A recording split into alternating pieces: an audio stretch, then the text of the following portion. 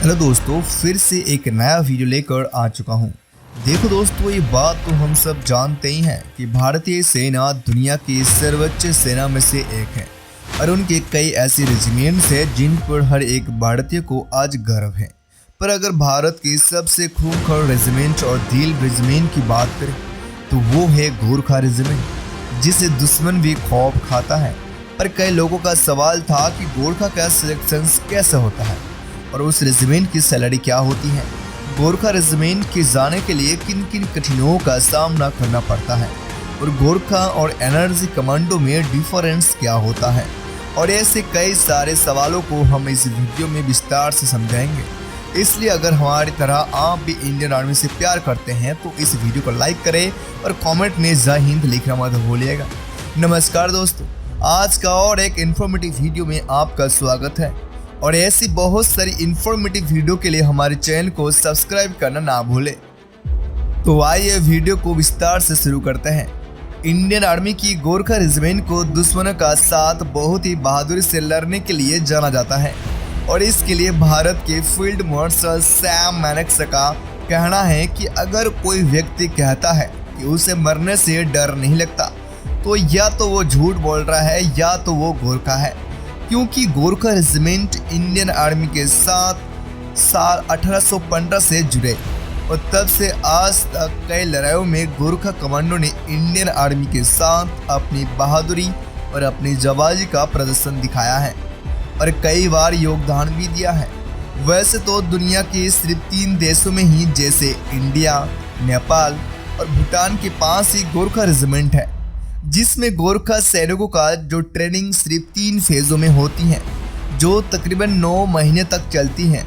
उस दौरान में पहले 2 फेजों में कठिन पीटी और ड्रिल से गुजरना पड़ता है और पहले फेज में कच्ची मिट्टी पर करीबन सांस अटक कर उसके अंदर जोश स्टेमिना बढ़ाने के लिए इन्हें हर रोज ड्रिल और पीटी कराई जाती है। इसके बाद दूसरे फेज में सैनिकों को सेना के अनुशासन और तौर तरीके बताए जाते हैं। फिर आते हैं थर्ड फेज के ट्रेनिंग, जो पक्की चट्टान पर होती है, जिसमें करीबन 19 हफ्ता तक सैनिकों को चट्टान जैसे जमीन पर ड्रिल करना होता है। इस दौरान इन सैनिकों को शरीर को लोहा जैसा बना दिया जाता है।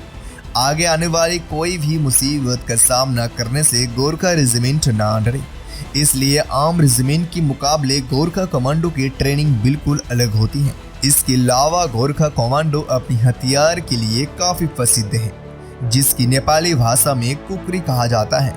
असल में ये एक 12 इंच का एक लंबा चाकू होता है जिसको गोरखा का हर एक जवान अपने पास रखता है, क्योंकि इस चाकू के बारे में एक बहुत खास बात है कि जब कोई गोरखा अपनी कुकरी को बाहर निकालता है तो फिर वो अपने दुश्मनों के खून निकाले बिना कुकरी को दोबारा अंदर नहीं रखता है। और ऐसे तो कई लोगों का कहना है कि गोरखा कमांडो में एक जाति के सैनिकों को रखा जाता है, लेकिन हम आपको बता दें कि ऐसा बिल्कुल नहीं होता है। असल में गोरखा किसी भी एक स्पेशल जाति के सिपाही नहीं होते हैं, बल्कि इनमें पहाड़ों में रहने वाले अलग अलग जातियों के लोग पूरे तरीके से शामिल किए जाते हैं। हालांकि ऐसी बात करते एनर्जी कमांडो की, जो भारत की सर्वश्रेष्ठ कमांडो में से एक है और ये दुनिया का टॉप 5 स्पेशल फोर्सेस में से एक माना जाता है। दरअसल एनर्जी कमांडो को भारत के वीआईपी महत्वपूर्ण लोगों को सुरक्षा की जिम्मेदारी पूरी तरह से दी जाती है और इन्हें ये एनर्जी कमांडो पर उनकी सुरक्षा भी निर्धारित होती है। वैसे एनर्जी कमांडो को ही देश के सबसे खतरनाक कमांडो होते हैं और एनर्जी कमांडो को ही ब्लैक कमांडो का कहा जाता है।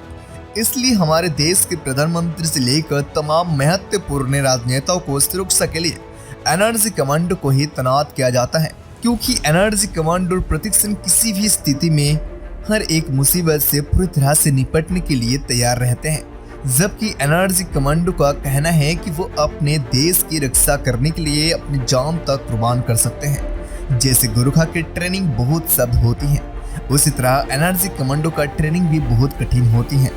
दरअसल एनर्जी कमांडो की ट्रेनिंग से पहले एनर्जी कमांडो को जवानों को 2 में 26 तरह की मुश्किलों का सामना करना होता है और इस ट्रेनिंग में 80% सैनिक असफल हो जाते हैं और मात्र 15 से 20% सैनिक ही अंतिम दौर तक पहुंचकर सफलता प्राप्त करते हैं।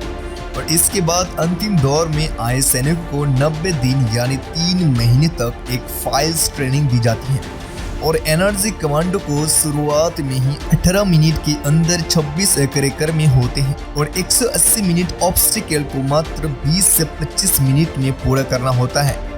यानी कोई भी सैनिक अपने समय के दौरान अपने टारगेट पूरा नहीं करता है तो उन्हें उसी वक्त वहां से रिजेक्ट कर दिया जाता है।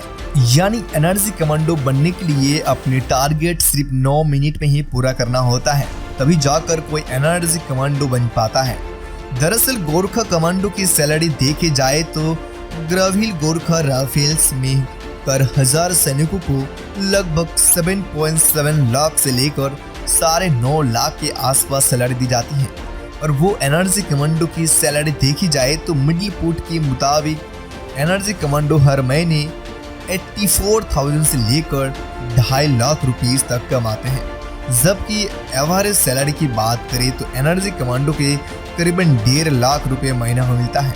दरअसल एसपीजी यानी सिक्योरिटी ऑफिसर ग्रुप की सैलरी भारत में 11.1 लाख रुपीस होता है और जो विशेष सुरक्षा संबंधी करी और उनकी 8 लाख से 15 लाख रुपीस तक दिया जाता है। उसी तरह कमांडो की सिलेक्शन के बारे में जाने तो एनर्जी कमांडो सिलेक्शन को क्रिया पर बात करें तो इसमें सीधी भर्ती को कोई तरीका नहीं है, क्योंकि एनर्जी के लिए सेना और पैरामिलिट्री फोर्स से ही सैनिकों को सिलेक्ट किया जाता है। एक रिपोर्ट के मुताबिक बताया गया है कि एनर्जी के लिए करीबन 53% सिलेक्शन भारतीय सेना से होता है और अन्य स्टाफ प्रतिशत कमांडो को 4 पैरामिलिट्री फोर्स यानी सीआरपीएफ, आईटीबीपी, रैप, बीएसएफ इन सभी चारों सेनाओं से मिलकर चुना जाता है। और वही एसपीजी कमांडो का सिलेक्शन भी सीधी तौर पर नहीं किया जाता है, क्योंकि ये एक बहुत ही बड़ी पोस्ट में जाती है और एसपीजी कमांडो बनने के लिए सैनिकों को कड़ी मेहनत करनी पड़ती है। उसके बाद ही उनकी भर्ती एसपीजी में होती है। भर्ती होने वाला जवानों का सिलेक्शन अंबुवन पुलिस, पैरामिलिट्री फोर्स यानी बीएसएफ, सीआईएसएफ, आईटीबीपी, सीआरपीएफ के द्वारा किया जाता है, क्योंकि एसपीजी कमांडो देश के सभी सिक्योरिटी फोर्स के प्रमुख माने जाते हैं और ये एक ऐसे सैनिक होते हैं जो गृह मंत्री लेकर पूरी तरीके स्वाधीन होते हैं। तो दोस्तों आज के लिए बस इतना ही, और इसके अलावा आप किस चीज़ पे वीडियो चाहते हैं वह हमें कमेंट करके बता दीजिएगा। फिर मिलते हैं ऐसे वीडियो के साथ, तब तक लिए जय हिंद, जय भारत, वंदे मातरम।